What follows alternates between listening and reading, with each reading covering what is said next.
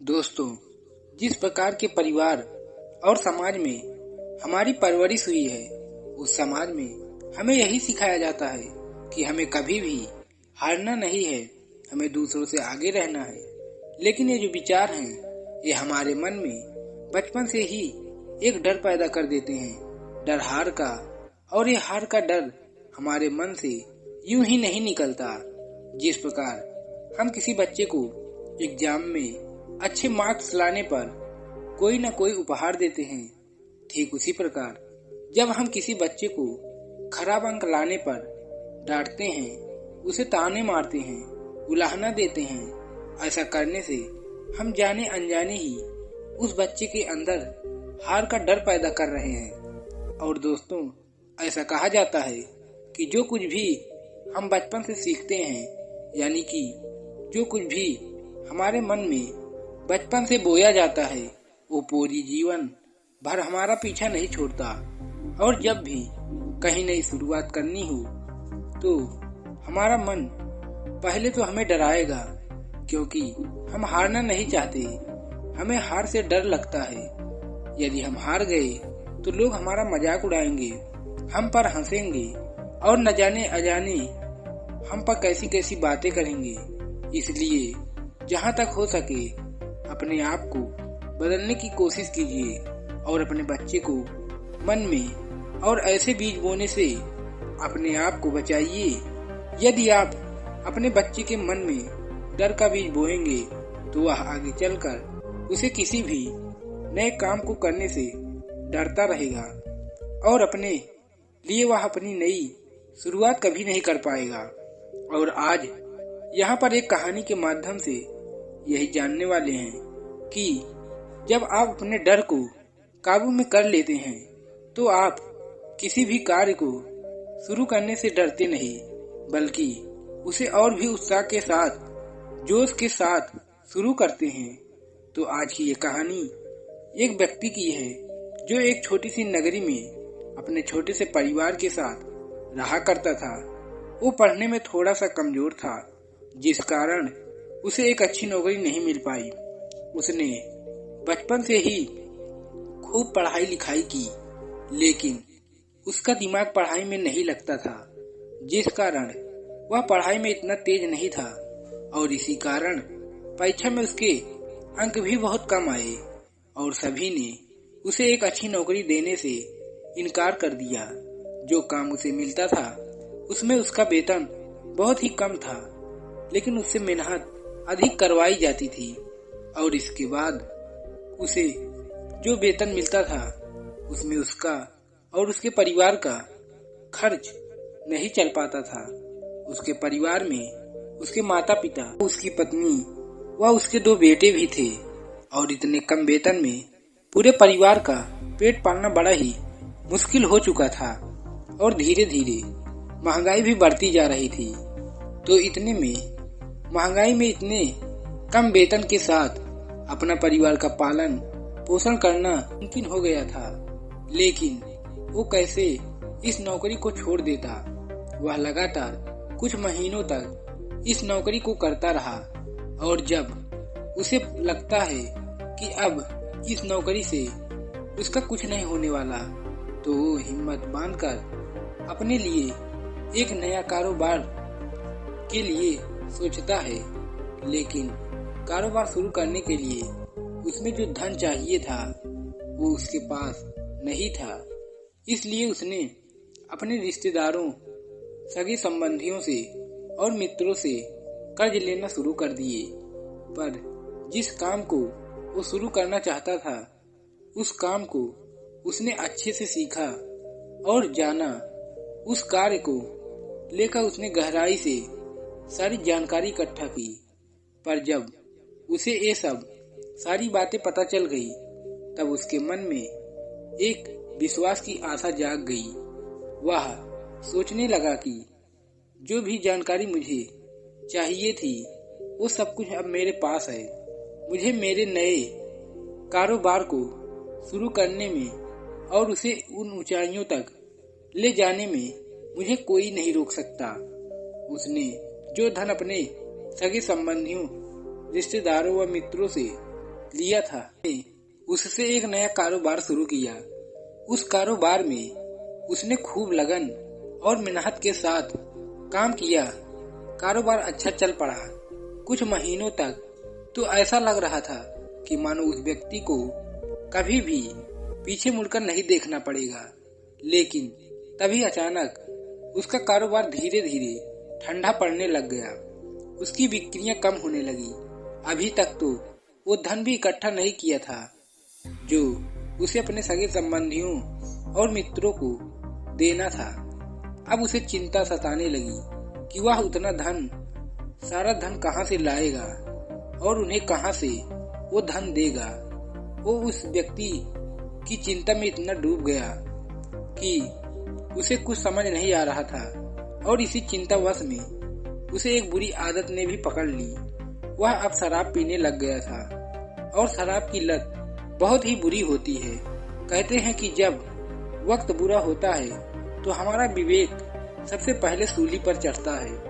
मतलब जब भी किसी पर समस्या आती है तो सबसे पहले हमारी बुद्धि ही सोचने और समझने की क्षमता पूरी तरह से नष्ट हो जाती है।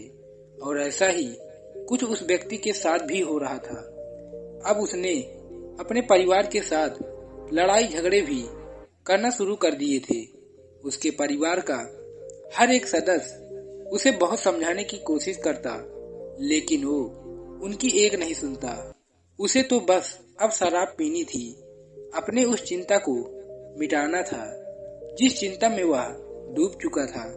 धीरे धीरे ऐसे ही समय बीतता रहा और वो कुछ दिनों के बाद उस व्यक्ति की हालत और खराब होने लगी, क्योंकि उस व्यक्ति ने अपने सगे संबंधियों, मित्रों को पैसा लौटाने का जो समय दिया था वो समय भी आ चुका था और सभी ने उस व्यक्ति से अपने पैसे मांगने शुरू किए जो उन्होंने उसे कर्ज के रूप में दिया था। लेकिन उस व्यक्ति का कारोबार पूरी तरह से बंद हो चुका था। अब उसके पास कोई धन नहीं था और जो कुछ भी थोड़े मोड़े पैसे भी उसके पास थे वो पैसे वो शराब में उड़ाया जा रहा था। कुछ दिनों तक उस व्यक्ति ने उन्हें टाल दिया था, लेकिन उसके बाद वो लोग अपना कर्ज लेने के लिए अब उसके घर तक आ पहुंचे थे। उसके घर पर कर्जदारों की कतारें लग रहे। ये देख उसके माता पिता और भी अत्यधिक घबराने लग गए कि अब उनका कर्ज कहां से लौटाया जाएगा। तभी वो व्यक्ति उनसे कहता है कि मैं आप सभी की कर्ज बहुत जल्द ही लौटा दूंगा, मुझे कुछ दिनों का समय दें। एक बार फिर वो सब उस व्यक्ति के बात पर भरोसा करके चले जाते हैं, लेकिन उस व्यक्ति के पास ऐसा कोई रास्ता नहीं था जिससे वह धन लेकर आ सके और उन सभी का वह कर्ज लौटा सके। व्यक्ति को ऐसा कोई रास्ता नजर नहीं आ रहा था। वह दिन रात इस चिंता में लगा रहता था, वो उनको लौटाने के लिए पैसे कहां से लाएगा। एक बार फिर से उस व्यक्ति ने जो समय मांगा था वो समय बीत गया और कर्जदार फिर से उसके घर पर कतारें लगाने लगे। अब की बार वह व्यक्ति और भी ज्यादा चिढ़ चुका था। वह उन लोगों से झगड़ा करने के लिए भी उतारू हो चुका था। वह रोज अलग अलग लोगों के साथ झगड़ा किया करता था। वह उन्हें अपशब्द भी कहता था, लेकिन रोज रोज के आने वाले उन कर्जदारों से वह व्यक्ति बहुत ज्यादा परेशान हो चुका था। वह अपने जीवन में पूरी तरह से निराश और हताश हो गया था। उसके मन में बुरे बुरे विचार आने लग गए थे। वह सोचता था ऐसे जीवन से तो अच्छा है कि इस जीवन से छुटकारा पा लिया जाए, लेकिन उसका अपना परिवार भी था जिसे देखकर वह इस कदम को नहीं उठा पा रहा था। उसके अंदर इतनी हिम्मत हो ही नहीं पा रही थी, लेकिन इन रोज रोज के झगड़ों से, उन कर्जदारों से मुक्ति पाने के लिए बस एक ही रास्ता नजर आ रहा था और वो था इस शरीर को त्याग देना। काफी कुछ सोच विचार करने के बाद वह इस कदम को उठाने के लिए तैयार हो गया और एक दिन उसे यह मौका भी मिल गया। वह जाने से पहले अपने माता पिता के चरणों को छूता है और उनसे क्षमा मांगता है और आखिरी बार अपने पूरे परिवार को जी भर के देखता है।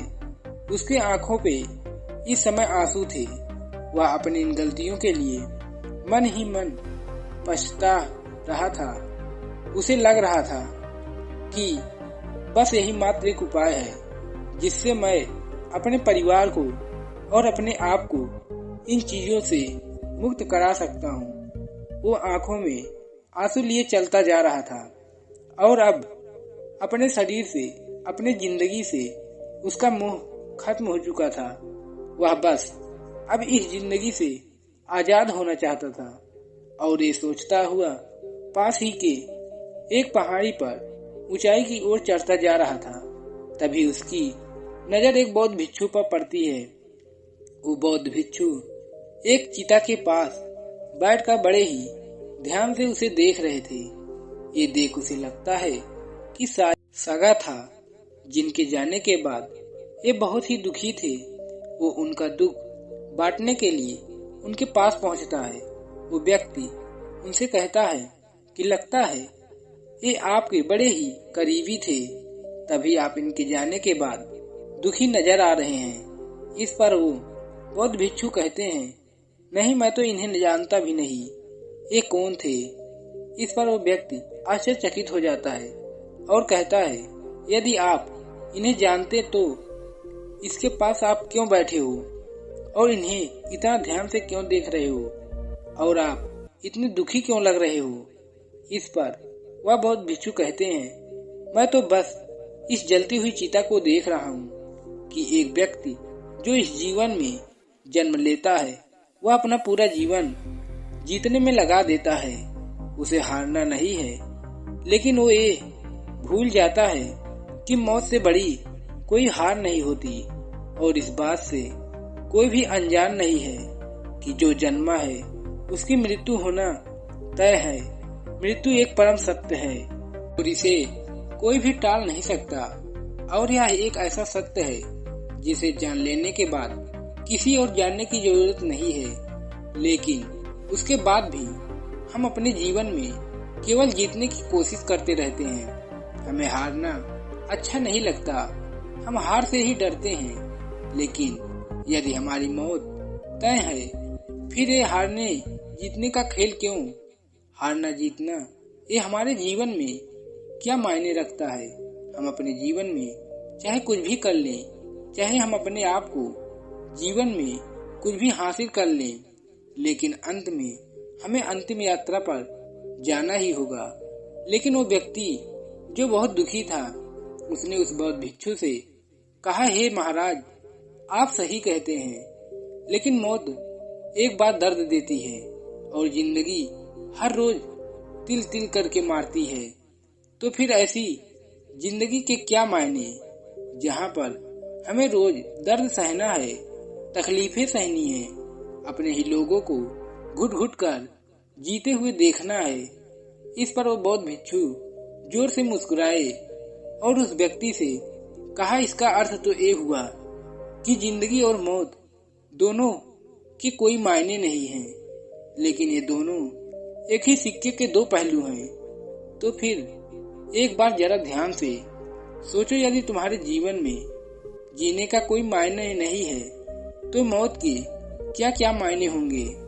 और अगर तुम्हारे मरने के बाद भी तुम्हें कुछ हासिल नहीं होने वाला, तो फिर अपने जिंदगी को खत्म करने का मतलब ही क्या है। यह बात सुन वह व्यक्ति थोड़ा सा आश्चर्यचकित रह गया और उन बौद्ध भिक्षु से कहता है, हे महाराज, मैं अपनी जिंदगी से ऊब चुका हूँ, मैं इससे बहुत परेशान हो चुका हूँ। मैंने जो भी काम किए उनमें मुझे असफलता प्राप्त हुई।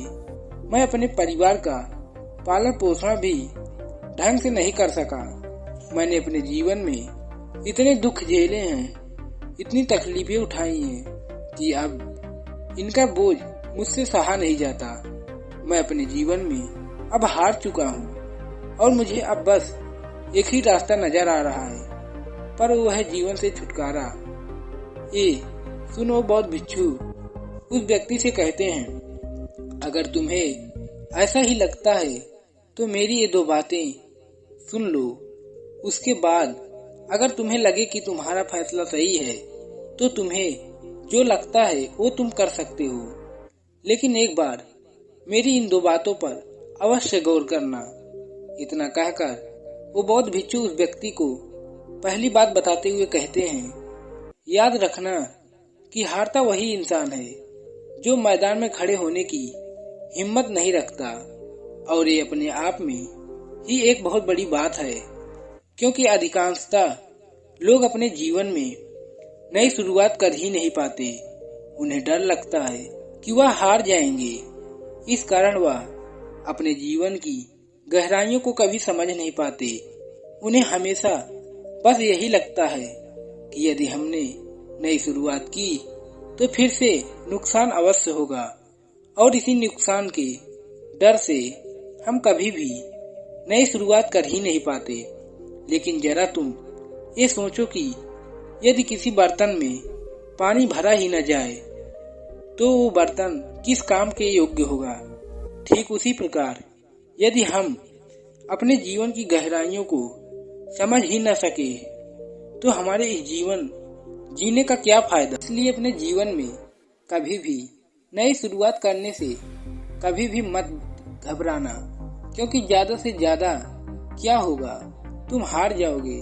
लेकिन हारने के लिए भी हिम्मत चाहिए, हारने के लिए भी तुम्हें ही कदम बढ़ाना होगा, अन्यथा तुम जीवन के अंत में ये सोचोगे कि मेरे सामने तो पूरा मैदान पड़ा था, लेकिन मैंने अपने खेल को खेला ही नहीं, मैंने अपना कदम आगे बढ़ाया ही नहीं। लेकिन जब तक तुम्हें यह ख्याल आएगा तब तक समय बीत चुका होगा, और जब समय बीत चुका होगा तो फिर इन बातों को लेकर पछताने का कोई अर्थ नहीं निकलेगा। तो अपने मन के हार के इस डर को निकाल दो, क्योंकि ये डर ही हमें किसी नए काम की शुरुआत करने से रोकता है। ये भूल जाओ कि तुम किसी समाज में हो या लोगों के बीच हो, क्योंकि वे लोग तुम्हें कोई नया काम करने से रोकते हैं और तुम्हारे मन में ये डर पैदा कर देते हैं कि यदि तुम हार गए तो तुम पर लोग हंसेंगे और हमारा मजाक उड़ाएंगे। तो तुम उसे यहीं पर भूल जाओ, क्योंकि यदि तुम हार भी गए तो ये तुम्हारे लिए अनोखा अनुभव होगा जो तुम्हें एक कदम और आगे बढ़ाने की हिम्मत देगा, और तुम एक एक कदम आगे बढ़ाते हुए सफलता की ओर बढ़ते चले जाओगे। इसलिए हमेशा अपने मन की सुनो। यदि आपके मन को ये लगा है कि मैं जो कुछ भी करने जा रहा हूँ वो बिल्कुल सही है, तो फिर पीछे मत हटो, अपने डर को काबू में करो और अपने जीवन के अंत में ये अफसोस करने से बचो कि काश मैंने एक बार और कोशिश किया होता। और दूसरी सबसे जरूरी बात ये है कि ये जीवन है, और इस जीवन में हमें हारने और जीतने के कई मौके मिलते हैं। तो ये याद रखना, यदि तुम हार भी गए तो यहाँ पर तुम्हें इस खेल से कोई नहीं निकालने वाला नहीं है। अपने जीवन में आपको अनेक मौके मिलेंगे और इन मौकों का फायदा उठाना सीखो। लेकिन यहाँ पर भी एक बात समझने वाली ये है कि ये मौके कब आएंगे कब जाएंगे ये आप पर निर्भर करता है। आप पर ये निर्भर करता है कि जिंदगी के इस खेल में आप कितने मौके ढूंढ पाते हैं। ये जिंदगी एक खेल की तरह ही तो है, यहाँ पर तुम्हें हारने और जीतने के कई मौके मिलते हैं। यदि तुम पहली बार हार भी गए तब भी तुम्हारे पास अनेकों अवसर रहते हैं, तो उन अवसरों का फायदा उठाओ और एक नई शुरुआत करो। लेकिन जब भी हम कोई नई शुरुआत करने के सोचते हैं तो पिछली हार हमें पीछे खींचने की कोशिश करती है, हमें डराती है। जिस प्रकार हम पिछली बार हार गए थे, हो सकता है हम इस बार भी हार जाएं, इसलिए हम नई शुरुआत करने से डर जाते हैं।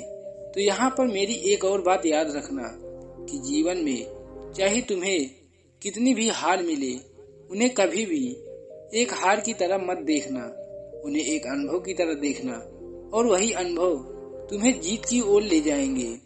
क्योंकि ये जीवन का जो खेल है, इसमें तुम्हें अनेकों मौके मिलेंगे और इन मौकों का फायदा तुम्हें कैसे उठाना है, ये तुम्हें वही अनुभव बताएंगे। इन्हीं अनुभवों के कारण तुम्हें दोबारा उठने का मौका मिलेगा, तुम्हें दोबारा उठने के नए नए मार्ग भी बताएंगे। लेकिन हार के बाद अपने जीवन में कभी भी निराश मत होना, क्योंकि आखिर में ये शरीर खाक ही होना है। तो आखिरकार हार के यही सब कुछ छोड़कर जाना है, तो फिर हम अपने जीवन में हार क्यों माननी? तो क्या हम अपने जीवन में प्रयास करना ही छोड़ दें? इसलिए हमें अपने जीवन में कभी भी कोशिश करना नहीं छोड़ना चाहिए, क्योंकि वो कोशिश हमें एक अनुभव प्रदान करती है जो हमारे जीवन के अंत में कम से कम हमें एक संतोष तो देगा कि हमने कोशिश की थी और उन कोशिशों के बदले हमें कुछ अनुभव मिले हैं, और उन अनुभवों के साथ हम अपने जीवन को अलविदा कर देंगे। कम से कम हमें खाली हाथ तो नहीं लौटना होगा, और हमारे मन को ये संतोष तो होगा कि हमने अपने जीवन को भरपूर जिया, इस खेल को अच्छे से खेला। इसलिए इस डर को कि हम हार जाएंगे, इस फिक्र को आज से और यहीं पर छोड़ दीजिए और एक नई शुरुआत कीजिए, क्योंकि नई शुरुआत आपको एक नया हौसला देगी, और यही हौसला आपको उन ऊंचाइयों तक लेकर जाएगा। क्योंकि दोस्तों, किसी महान इंसान ने कहा है कि मैदान में हारा हुआ इंसान फिर भी जीत सकता है, लेकिन मन से हारा हुआ इंसान कभी जीत नहीं सकता। इसलिए अपने जीवन को उत्साह और उमंग के साथ जीना सीखिए, इस खेल को डट कर खेलना सीखिए। इसी के साथ में दोस्तों, उम्मीद है कि आज की ये वीडियो आपको जरूर पसंद आई होगी, तो वीडियो को लाइक और अपने दोस्तों के साथ शेयर जरूर करिएगा, और हमें ऐसे ही सपोर्ट करने के लिए चैनल को सब्सक्राइब और घंटी बटन को जरूर दबा दीजिएगा। तो चलो मिलते हैं ऐसे ही एक और वीडियो में, तब तक के लिए अपना ख्याल रखें। धन्यवाद।